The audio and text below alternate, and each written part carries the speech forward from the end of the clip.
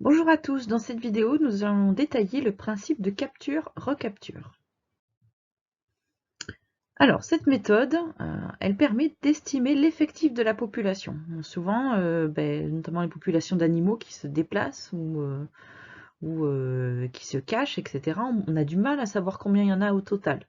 Et quand on veut faire un suivi de la population, c'est nécessaire de voir comment évolue cette population. Est-ce que l'effectif est en augmentation ou est-ce qu'au contraire il est en diminution?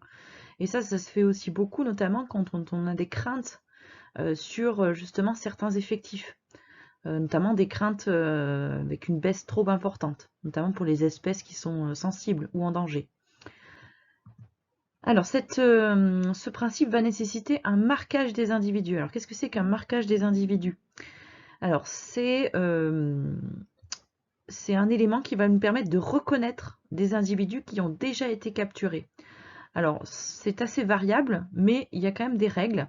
C'est-à-dire que ce marquage ne doit pas porter atteinte à cet individu, c'est-à-dire que ça ne doit pas être un handicap, sinon jamais il pourra se remêler à la population.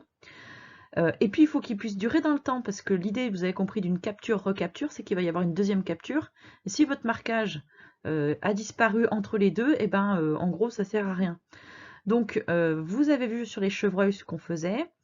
Alors, vous avez par exemple sur les fans, vous avez des étiquettes dans les oreilles, comme pour les vaches. Vous avez également des colliers, hein, avec d'ailleurs des lettres ou des chiffres qui sont écrits dessus. Ça permet une observation de loin, notamment, hein, pas que pour la capture-recapture. Vous pouvez avoir, par exemple, pour les oiseaux, on met des bagues. Hein. Voilà, il faut que ce soit des éléments qui ne gênent pas. Et également des éléments qui ne vont pas rendre un animal plus facilement mangé ou attrapé par un prédateur. Voilà, il ne faut pas que ça n'ait d'impact ni sur sa survie, ni sur ses relations avec les autres individus. Voilà les qualités d'un marquage qui convient pour le principe de capture-recapture. Et puis, bah, évidemment, vous l'aurez compris, il y a deux captures successives dans ce principe-là. Alors, partons d'une population dont vous ne connaissez pas l'effectif. Hein, ce sont mes petits points crème là. Donc, vous allez procéder à une première capture. Allez, hop, des individus au pif. Alors, comme vous voulez vous les capturer, hein, ça peut être suivant les animaux, ça peut être plusieurs choses. Ça peut être des filets pour des oiseaux, ça peut être, vous avez vu des filets aussi pour les chevreuils.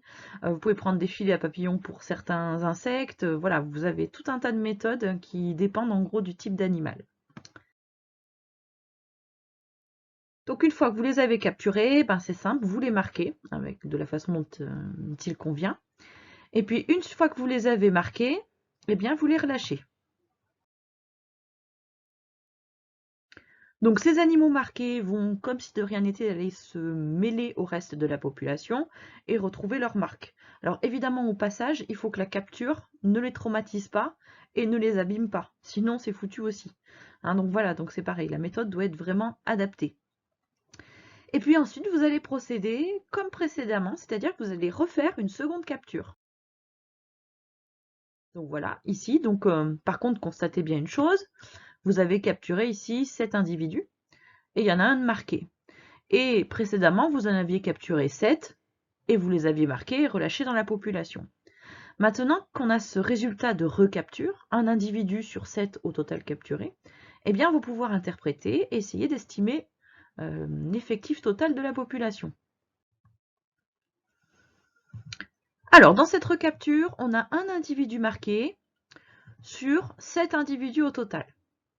Or, cet individu marqué comme les 6 autres du départ s'est mêlé à la population et ce n'est pas parce qu'il est marqué qu'il a été spécifiquement recapturé. Hein, là, c'est complètement au hasard. Mais on peut supposer que comme il s'est mêlé à la population, eh bien qu'il s'est réparti à l'intérieur de celle-ci. Hein. Ces 7 individus marqués se sont répartis. Et donc, en fait, la proportion d'individus marqués sur ces 7 individus, on peut supposer que cette proportion est la même dans la population totale. Donc, en fait, ce ratio dans la population totale, ça nous fait nos 7 individus marqués sur notre population au total, c'est-à-dire X individus qu'on cherche à connaître. Alors, de ce fait, c'est facile, c'est un simple produit en croix.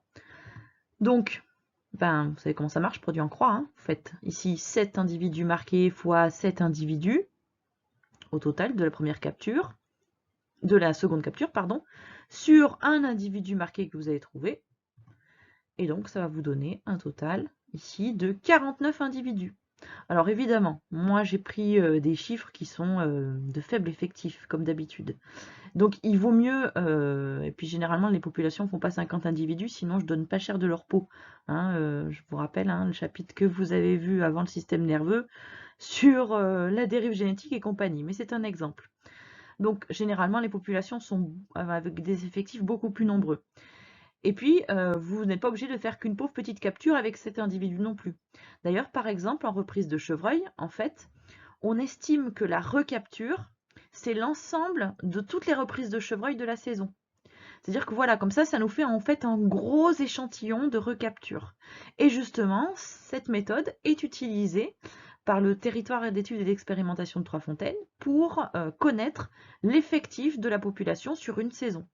Et donc, de ce fait, on peut faire un suivi d'année en année, voir si les individus qui sont marqués, parce que c'est ce qu'on fait une fois qu'on a capturé les chevreuils, on les marque, et bien voir si ces individus marqués, ils sont le reflet soit d'une augmentation des effectifs totaux de la population, ou au contraire, est-ce que les en baisse. Voilà.